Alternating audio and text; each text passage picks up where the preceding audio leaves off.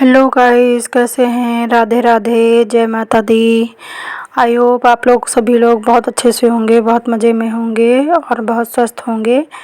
और यहाँ पर देखिए 13वीं के दूसरे दिन की ये वीडियो है। तो यहाँ पर अब मेरा खाना बन रहा है, क्योंकि इस टाइम अभी पूरी फैमिली है, करीब 10-12 लोगों का खाना बनता है। तो यहाँ पर दोनों किचन बुक रहते हैं। एक नीचे वाली किचन में चाय नाश्ता होता है, मतलब बनाया दिया जाता है, या एक्स्ट्रा कुछ भी काम होता है वो होता है। और ऊपर क्योंकि किचन के बाहर आंगन है, तो यहाँ पर फैलकर हम दोनों तीनों लोग सब मिलकर खाना बना लेते हैं। तो इस वजह से खाना मेरी किचन में बनता है। अब जब ऐसे दुख के पल आ जाते हैं तो फिर हम सब लोग मिलकर ही काम करते हैं। तो इस टाइम 3 लोगों से ननंद हैं, 3 लोगों से बड़ी देवरानी, 3 लोगों से छोटी देवरानी और 3 लोगों से मैं हूँ, पापा हैं। मतलब इतना बड़ा परिवार है, तो सबके लिए खाना उसी हिसाब से बनाया जाता है। तो यहाँ पर आलू गोभी मटर की सब्ज़ी मैं सुबह बना रही हूँ, और इसके साथ ही दाल चावल भी बनेगा। और नीचे के पोर्शन में ननंद और छोटी देवरानी मिलकर ब्रेकफास्ट बना रही हैं, क्योंकि नंदू जी को सबसे पहले मॉर्निंग में ब्रेकफास्ट चाहिए, और मेरे हस्बैंड और देवर को ऑफ़िस निकलना होता है, तो उनको खाना चाहिए। तो इस वजह से दोनों किचन हमारे बुक रहते हैं। तो यहाँ ऊपर मैं टिफ़िन के लिए खाना और घर के लिए मतलब जो खाना बनेगा वो मैं बना रही हूँ, और नीचे वाली किचन में देवरानी और ननंद दोनों लोग मिलकर ब्रेकफास्ट बना रही हैं। तो जिसे जो करना होगा वो कर लेगा। ब्रेकफास्ट जिसे करना होगा वो ब्रेकफास्ट करेगा। बाकी नंदोई जी मेरे बिना ब्रेकफास्ट के मतलब नहीं रहते, मतलब उनको एक ठोस ब्रेकफास्ट चाहिए। और उसके बाद दोपहर में तो वो हल्का खाना ही खाते हैं, सिर्फ दाल चावल ही खाते हैं। तो सबके खाना खाने का अपने अपने नियम होते हैं, अपने अपने मतलब स्टाइल में सब खाना खाते हैं। किसी को कुछ पसंद, किसी को कुछ पसंद होता है। तो अब हस्बैंड लोग हैं, ऑफ़िस जाना है, तो उन्हें थोड़ा सा ब्रेकफास्ट चाहिए, उसके बाद लंच भी चाहिए। तो इसी वजह से दोनों किचन मेरे पूरे बुक हैं। तो यहाँ पर देखिए मैंने सब्ज़ी चढ़ा दी है, बन रही है, और साथ ही साथ दाल साफ़ करके चढ़ा दूँगी। और चावल हम लोगों ने मतलब तीनों देवरानी जेठानी ने मिलकर ही काफ़ी करीब 5 किलो चावल पहले ही साफ़ करके एक जगह रख लिए थे, क्योंकि इसमें काफ़ी टाइम लगता है।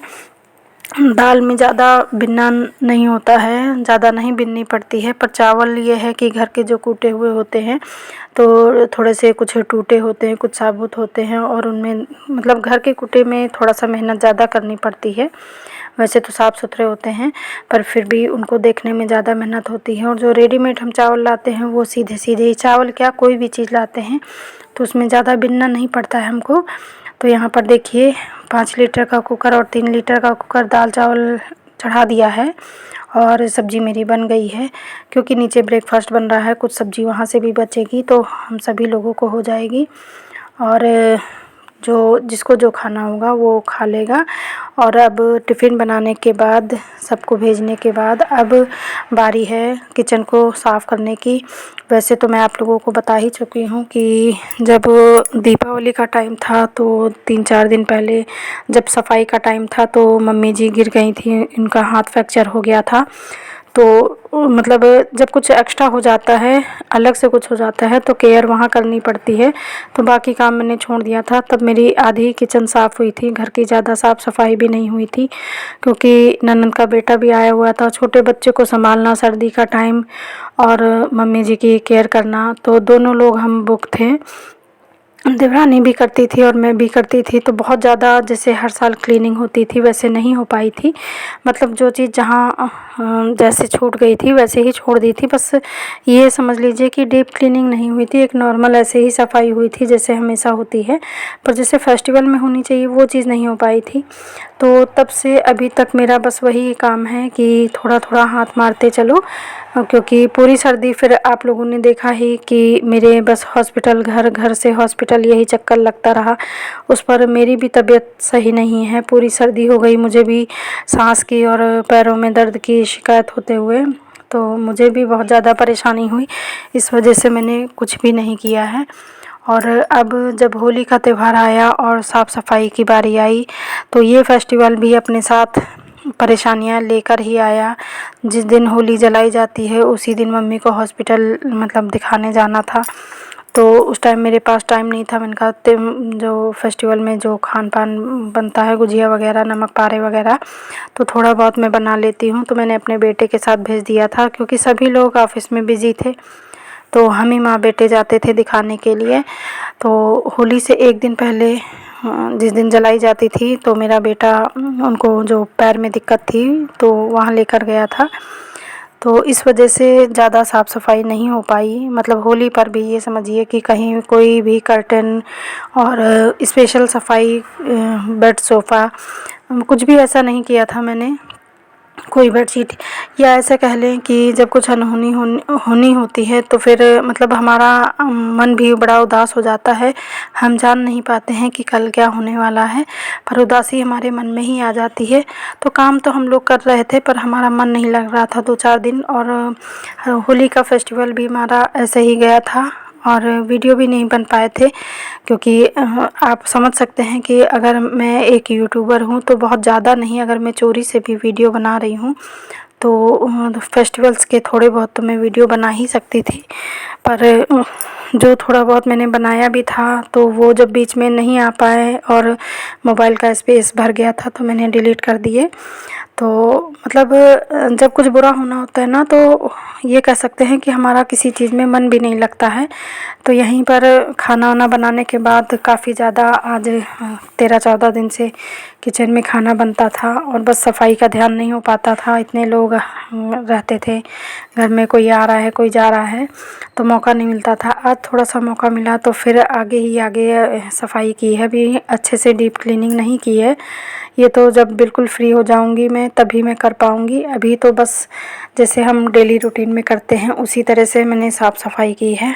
और बाहर बर्तन धुले हुए रखे थे तो उनको सेट कर दूंगी। और इसके बाद मुझे मतलब अपने लिए भी थोड़ा सा तेल मालिश करनी है। तेल गरम करके रखा है क्योंकि मेरे पैरों में भी बहुत ज़्यादा स्वेलिंग हो गई है और इतनी दिक्कत हो रही है मुझे काम करने में, ऊपर नीचे करने में। तो ऊपर नीचे का काम तो मैं देवरानी से और बच्चों से करवा रही हूँ। और अभी मैं आपको अपने पैर दिखाऊंगी कि बहुत ज़्यादा स्वेलिंग है मेरे पैरों में। और जैसे कि पहले भी मैं आप लोगों को दिखा चुकी हूँ कि मैं जब जैसे 3-4 घंटे खड़ी रहती थी, मम्मी को साथ में लेकर जाती थी, तो मेरे पैरों में कितनी ज़्यादा स्वेलिंग हो जाती थी। मेरे फेस पर, मेरी पूरी बॉडी पर ही स्वेलिंग आ जाती थी। अब ये नहीं मालूम है कि किस वजह से आ रही है, किस कमी से हो रहा है। तो 1-2 बार तो ऐसा लगा कि मुझे जिस तरह सांस की दिक्कत हो रही है तो सर्दियों की वजह से, ठंड की वजह से हो रहा है शायद। पर अब देखिए फिर से वैसे ही हो गया है। तो देखिए मेरे पैरों में कितनी ज़्यादा स्वेलिंग है और जितनी स्वेलिंग है उतना ही ज़्यादा इनमें पेन भी हो रहा है। आप देख सकते हैं एक पैर में बहुत ज़्यादा स्वेलिंग है।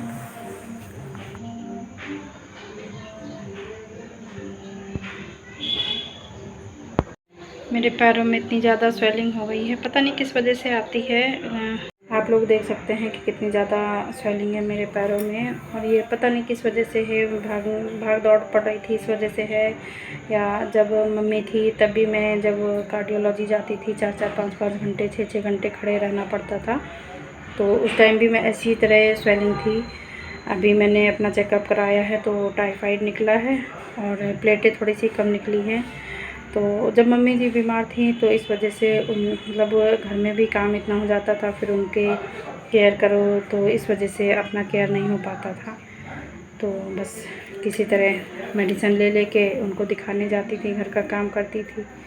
तो अब बहुत ज़्यादा दिक्कत हो रही है तो अब अपना भी इलाज करा रही हूँ। बाकी आप पैर देख ही सकते हैं कितना ज़्यादा फूले हुए हैं।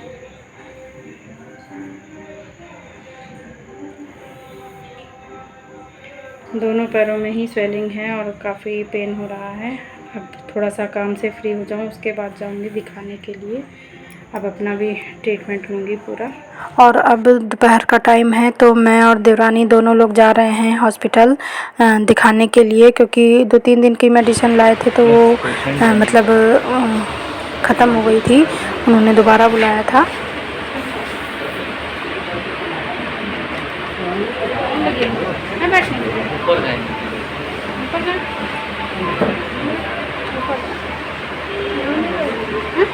अरे आ रहे हैं।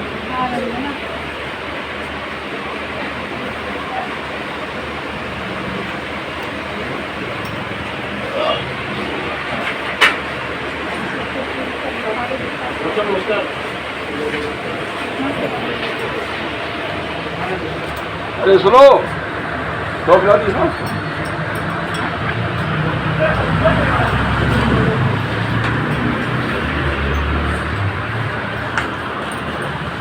अपना वाला निकाल देना।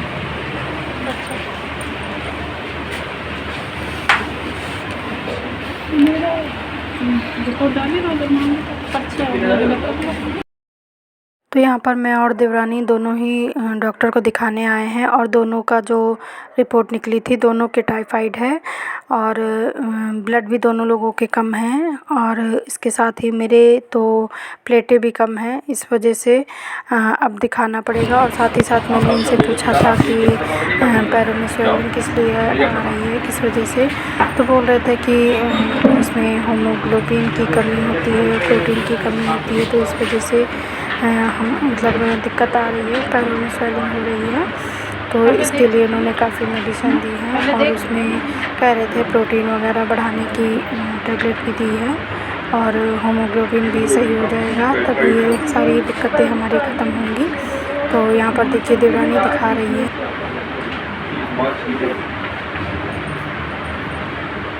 दोबारा हुई थी, दोबारा इस समय क्या बुखार से लगा आम जाती है और दोनों लोगों ने अपनी रिपोर्ट दिखाई है और अपना मतलब डॉक्टर से सारी बातचीत की। उसके बाद हम लोग आ गए मेडिकल स्टोर पर। तो यहाँ पर देवरानी और मुझे दोनों लोगों को ही अपनी अपनी मेडिसिन लेनी थी। तो मुझे बहुत ज़्यादा दवाइयाँ तो नहीं दी हैं, पर ये बोले थे कि कुछ मेडिसिन उन्होंने ऐसी लिखी हैं जिसमें प्रोटीन और जो हीमोग्लोबिन की कमी है उसको पूरा कर देंगे।